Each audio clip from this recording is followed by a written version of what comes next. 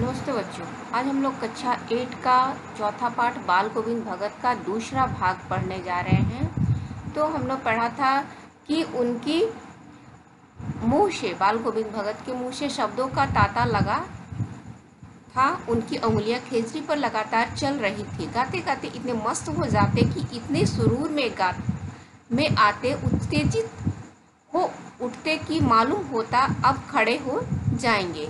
कमली तो बार बार सिर से नीचे सरक जाती। मैं जाड़े में कपकपा रहा था, किंतु तारे की छांव में भी उनके मस्तक के श्रम बिंदु जब तब चमक ही उठते। गर्मियों में उनकी संध्या उमस भरी शाम को भी शीतल कर देती थी। अपने घर के आंगन में वे आसन जमा बैठते और गांव के उनके कुछ प्रेमी भी जुट जाते। खेजरे और करतालों की भरमार हो जाती। एक पद बाल गोविंद भगत कह जाते, उनकी प्रेमी मंडली उसे दुहराती तिहराती। धीरे धीरे स्वर ऊंचा होने लगता, एक निश्चित ताल, एक निश्चित गति से। उस ताल स्वर के चढ़ाव के साथ श्रोताओं के मन भी ऊपर उठने लगते। धीरे धीरे मन तन पर हावी हो जाता। होते होते एक क्षण ऐसा आता कि बीच में खजरी लिए बाल गोविंद भगत नाच रहे हैं और उनके साथ ही सबके तन और मन नृत्यशील हो उठते हैं। सारा आंगन नृत्य और संगीत से ओतप्रोत है। बाल गोविंद भगत की संगीत साधना का चरम उत्कर्ष उस दिन देखा गया जिस दिन उनका बेटा मरा। इकलौता बेटा था वह, कुछ सुस्त और बोदा सा था, किंतु इसी कारण बाल गोविंद भगत उसे और भी मानते। उनकी समझ में ऐसे आदमियों पर ही ज्यादा नजर रखनी चाहिए या प्यार करना चाहिए, क्योंकि ये निगरानी और मोहब्बत के ज्यादा हकदार होते हैं। बड़ी शाद से उसकी शादी कराई थी। पतोहू बड़ी ही शुभग और सुशील मिली थी। घर की पूरी प्रबंधिका बनकर भगत को बहुत कुछ दुनियादारी से निवृत्त कर दिया था। उसने उनका बेटा बीमार था, इसकी खबर रखने की लोगों को कहा फुर्सत, किंतु मौत तो अपनी ओर सबका ध्यान खींचकर ही रहती है। हमने सुना बाल गोविंद भगत का बेटा मर गया। कौतूहल बस उनके घर गया, देखकर दंग रह गया। बेटे को आंगन में एक चटाई पर लेटाकर एक सफेद कपड़े से ढक रखा है और कुछ फूल तो हमेशा ही रोपते रहते।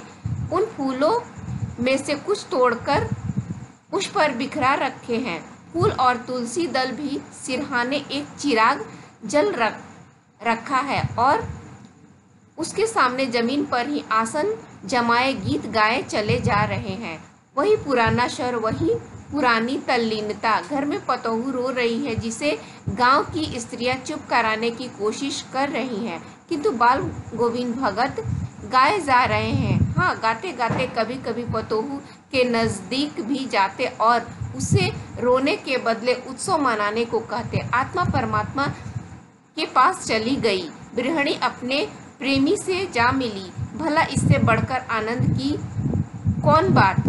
मैं कभी कभी सोचता, यह पागल तो नहीं हो गए, किंतु नहीं, वह जो कुछ कह रहे थे उनमें उनका विश्वास बोल रहा था। वह चरम विश्वास जो हमेशा ही मृत्यु पर विजय होता आया है। बेटे की क्रियाक्रम में तुल नहीं किया, पतोहू से ही आग दिलाई उसकी, किंतु ज्यों ही श्राद्ध की अवधि पूरी हो गई, पतोहू के भाई को बुलाकर उसके साथ कर दिया, यह आदेश देते हुए कि इसकी दूसरी शादी कर देना। इधर पतोहू रो रो कर कहती, मैं चली जाऊंगी तो बुढ़ापे में कौन आपके लिए भोजन बनाएगा, बीमार पड़े तो कौन एक चुल्लू पानी भी देगा। मैं पैर पड़ती हूँ, मुझे अपने चरणों से अलग नहीं कीजिए। लेकिन भगत का निर्णय अटल था। जो तू जा, नहीं तो मैं ही घर को छोड़कर चल दूंगा। यह थी उनकी आखिरी दलील, और इस दलील के आगे बेचारी की क्या चलती। बाल गोविंद भगत की मौत उन्हीं के अनुरूप हुई। वह हर वर्ष गंगा स्नान करने जाते। स्नान पर इतनी आस्था नहीं रखते जितनी संत समागम और लोक दर्शन पर पैदल ही जाते। करीब 30 कोस पर गंगा थी। साधु को शबल लेने का क्या हक, और गृहस्थ किसी से भिक्षा क्यों मांगे।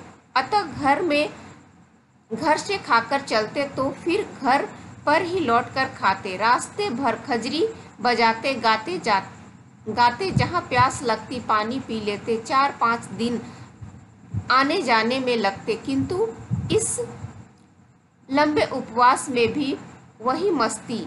अब बुढ़ापा आ गया था, किंतु टेक वही जवानी वाली। इस बार लौटे तो तबीयत कुछ सुस्त थी। खाने पीने के बाद भी तबीयत नहीं सुधरी। थोड़ा बुखार आने लगा, किंतु नेम व्रत तो छोड़ने वाले नहीं थे।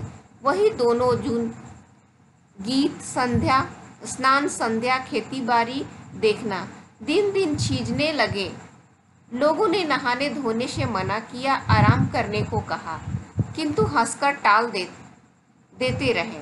उस दिन भी संध्या में गीत गाए, किंतु मालूम होता जैसे धागा टूट गया हो। माला का एक एक दाना बिखरा हुआ। भोर में लोगों ने गीत नहीं सुना। जाकर देखा तो बाल गोविंद भगत नहीं रहे, सिर्फ उनका पंजर पड़ा है। आइए कुछ शब्दार्थ को देखते हैं। कमली, कंबल, कलेवा, सुबह का जलपान, यात्रा करते समय साथ रखा गया भोजन, पुरवाई, पूरब की ओर से बहने वाली हवा, अधरतिया, आधी रात, खजरी, डफली के ढंग का परंतु आकार में उससे छोटा एक वाद्य यंत्र, निस्तब्धता, सन्नाटा, सुनसान, लोही, प्रातः काल की लालिमा, आवृत, ढका हुआ, कुश, एक प्रकार की नुकीली घास, बोदा, कम बुद्धि वाला, शंबल, सहारा, जीने यानी सीढ़ी, पंजर, मृत शरीर, लाश, सुभग, सुंदर।